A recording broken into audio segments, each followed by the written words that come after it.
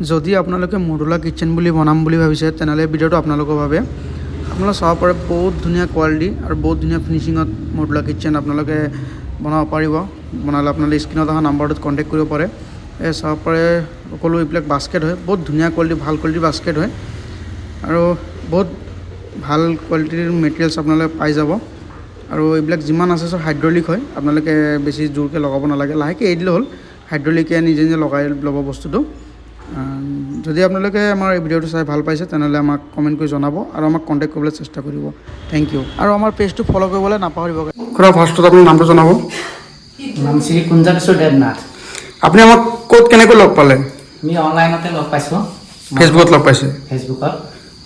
পিছত কণ্টেক্ট কৰিছে আমাক